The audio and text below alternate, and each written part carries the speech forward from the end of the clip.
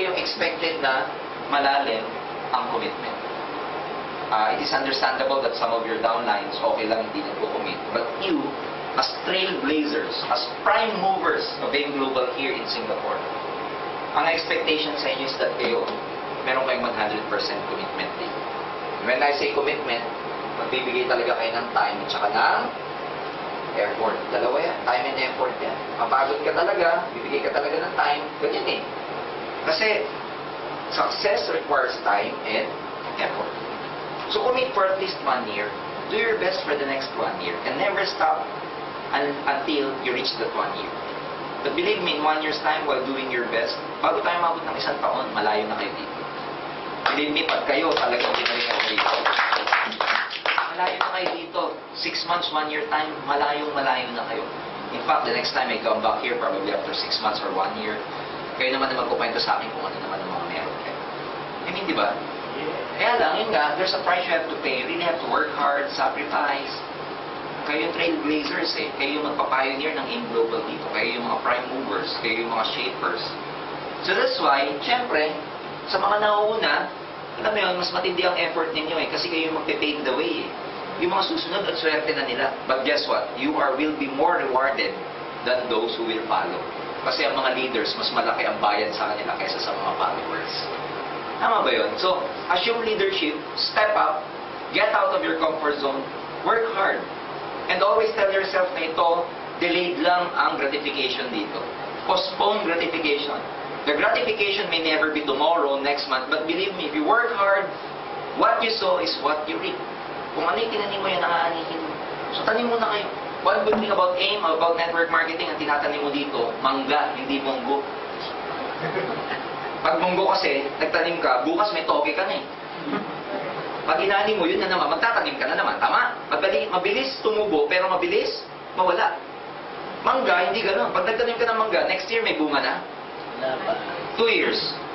3 years. Probably after 4 to 5 years bago magbunga yan. Pero wag ka. Pag namunga yung mangga, okay, ani ka ng ani. Ikaw na nagtanim, patay ka na, umaani pa. May bunga pa yung mangga mo. Tama mali? Ganun na ganun ang networking. Dito, merong residual income. Residual income is an income that you derive from your network even after the work has been finished. Tapos na yung trabaho, binabayaran ka pa ng AIM Global. Kaya dito, one time lang yung effort. One time lang in the sense na ibuhos mo na lahat sa simula. Pero pag pumutok yung network mo, kahit wala ka ng effort, tuloy-tuloy na ang pagkita mo. Yes. Di ba yung maganda yung ganun? Maganda. So ang tawag namin dyan, delayed gratification. So sometimes, you know, you will get tired, you will get unpaid, kasi wala pa masyadong nagbabanggaan sa $45 down the line. But time will come. Ganun naman yun eh, di ba, na habang tumatagal, lumalaki yung network mo, and eventually, wala namang pupuntahan yun eh. Okay? Ang fundamentals ng success, very basic lang. You have to really work hard, mag-commit ka, focus, be persistent, because, in other words, failure, sa lahat ng mga attitude, failure can never handle persistence. If you're so persistent, sabi nga nila, persistence is like an ant who tries to devour a tiger. Isipin mo lang hanggang kakainin tigre. Persistence is like an ant who tries to devour a tiger. Small but repeated attempt will complete any undertaking. Small but repeated. Small but repeated. Tama, di ba? Small but repeated. OPP lang na OPP. Small but repeated. OPP ulit. Small but repeated. Bukas OPP ulit. Sa isang araw, OPP ulit. Agahan mo, OPP. Tanghalian mo, OPP. Merienda mo, OPP. Sa gabi, OPP. Small but repeated attempt. Eventually, ladies and gentlemen, magiging global ambassador ka din. Kaya, ito yung successful. Unti-unti yan. Because you don't eat an elephant one... Paano kinakain ng isang elepante? One slice at a time. Diba? One bite at a time. Ganun din yun. Yung global ambassador, hindi mo kukunin ng 1,000 points, ganun-ganun. Paunti-unti, ulitin ko. Small but repeated attempt. Basic lang ang networking. Sponsoring ka lang ng sponsoring. Keep selling the products, keep inviting. Keep selling the products, keep inviting. While at the same time, using the products. Kung isasama ko yung ginawa ko for 14 years, tatlo lang. I used the product, I sold the product, I sponsored people into my business. That's it. Maliit na bagay lang, pero repeated. Until eventually, nag-accumulate, di ba? Alam niyo yung power ng compounding, kung tawagin. Yung effort mo, nagko-compound yan. Habang lumalaki na lumalaki, parang snowball na bumababa from the mountain. Maliit lang siya from the mountain on top eh. Pero, you know, small snowball effect, habang tumatagal, pag bumaba, ano na siya? Lumalaki. Ganun din to. Ang effort dito sa una maliit. Kasi mag-isa ka pa lang eh. Pero yung mag-isa mo, dumadami. Yung maliliit na effort ng bawat tao na yun, pag pinagsama-sama, lumalaki. Lahat yun, ano, nakayugtong, accumulated yun sa'yo. So, sa una lang mahirap, parang kotse, di ba? Pag tinutulak yung kotse, dahil wala kang momentum, lahat ng effort, di ba? Pero pagka mandar na siya, di ba tuloy-tuloy na? Ganun din to. Kaya nga lagi kong sinasabi, huwag kayo lagi magsisimula. Pag nasimulan nyo na to, ituloy-tuloy nyo na. Yung ibang ginagawa, pag sinimulan, hihinto. After 2 months, naramdaman niya, gusto niya ulit mag-aim, babalik na naman, magsisimula ka na naman. After 3 months na pagod, huwag muna ulit. After 2 months, medyo may feeling na naman siya, bumalik. Paano ka matatapos kung lagi ka nagsisimula? Kaya pag sinimulan mo to, dire-diretso na. Pag na yung, see, go for the killing, ang tawag nga eh. Go for the killing. Okay? Yan yung commitment. Commitment is based on attitude. Now, there was once a rabbit and a fox. Ewan ko na tawag sa group of fox. Herd ba tawag doon? Basta group of fox. Sabi ng isang fox sa mga kapwa niya fox, you see that rabbit? I will run after that rabbit and eat it for my lunch. Sabi niya sa barkada niyang fox. Hinahabol niya yung rabbit. Yung rabbit, nakita siya, takbo ng takbo yung rabbit. Paikot-ikot sila sa field until eventually, the rabbit escaped. So walang pananian yung fox. He went back dun sa mga friends mga fox. Malayo pa siya, kinakatsawa na siya ng mga friends niyang fox. Sabi ng fox, tingnan mo, yabang mo kasi, wala ka tuloy pananalian. Sabi ng fox, you don't understand. I was running for my lunch. That rabbit was running for his life. Kahit ikaw yung rabbit eh. Pag inabutan kayo, buhay mo nakataya.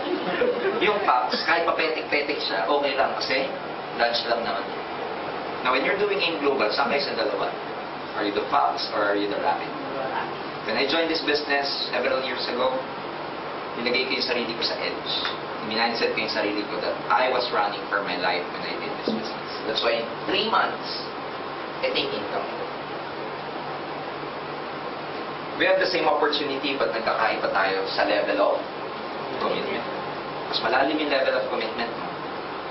Pag nakataya buhay, ibang klase itong gumalaw, mag-operate ang human being. When life is at stake, human being tend to operate differently. Pag buhay ang nakataya. When Julius Caesar was trying to conquer Sicily, at that time, sila yung mga invaders gamit ng ships. Pero pagdating nila sa Sicily, nagkamali sila kasi yung Sicily, mas marami kaysa sa kanila. Parang ang ratio 3:1. 10,000 sila, yung sasalubong sa kanila. Ang tungkol sa go back to Rome, and then balik na lang with more reinforcement. But Julius Caesar being a military genius, alam mo ginawa niya? Pina-formation niya yung soldiers niya sa seashore na nakaharap dun sa mga ships niya. And inutusan niya iba niyang mga generals na in front of this formation of soldiers, sunugin mo yung ship sa harap ng mga soldiers. So in front of these soldiers, nasusunog yung ship nila. So how would you feel? No retreat. Patay kong patay. Dahil yun ang motivation nila, patay kong patay. The rest is history. Julius Caesar conquered almost half of Europe. So ganun din dito.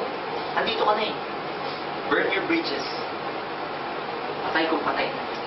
Ito yan. Patay kong patay. Ito na yun eh. Kung baga sa ulan, nabasa ka na. Maligo na tayo. Diba? Tuloy-tuloy mo na. Nandito ka na eh. Nagkahiya ka na eh. Napahiya ka na eh. Tuloy mo na. Tama ba yun? Commitment. Number 3, well, dapat dito ma-develop yung tinatawag naming belief system. Sets of belief na dapat everyday pinapractice mo hanggang, bumaba sa subconscious mind. Well, believe in the company. Okay? AIM Global has been around for 4 years. It's very young. we were able to develop at least 300 millionaires for the last 4 years. It can happen here in Singapore, believe me. I've seen it happen to a lot of countries in my former networking company. Pag mayroong mga prime movers, may mga leaders na talagang very committed, ang daming kumikita dun sa country na yun. So, our company is doing everything. We're in expansion to a lot of countries. We're in negotiation with, katulad na sinabi ko kanina, people from Korea, Malaysia, Taiwan, even Europe, Dubai, and US. Ang dami nangyayari sa company natin, like in the Philippines, we have about 80 branches all over the Philippines right now. We just purchased several units dun sa 7th floor ng ating headquarters. We just bought a unit in Cebu. Yung office natin sa Cebu, magugulat kayo, world class, ang ganda talaga. Lobby pa lang, convinced na yung downline ninyo. Kasi ang ganda talaga, world class talaga siya. We're renovating our office in Davao. I'm very proud to tell you that we're only the networking company who offers 3 kinds of marketing plan all at the same time, overlapping each other. Tayo lang ang may marketing plan na 3. Okay? Ano yung 3 na yun? Yung binary program, meron tayong uni-level, meron tayong stair-step. Okay? Tayo lang ang may program na ganito. Some companies, binary lang. Yung ibang company, uni-level lang. Wala silang stair-step. Yung ibang company, merong binary and uni-level. But some companies, meron lang stair-step. Tayo lang ang meron ito. Binary, uni-level, and stair-step. Iba yung kinikita mo dito. Iba pa yung kinikita mo dito. Iba pa yung kinikita mo dito. Patong-patong. Kaya mahihilo ka sa kitaan eh. Tama? Kasi very generous yung marketing plan. And the three owners, Dr. Ed, Francis Miguel, and John Asperin, they have an extensive experience in network marketing. Kasi mga distributors din to. They're just not typical businessmen na, came up with an idea, invested money, and put up this networking company. No, they are actually networkers, so they feel like us, they bleed with us. Kaya alam nila yung mga nararamdaman ng bawat isa sa atin. So, believe in the company.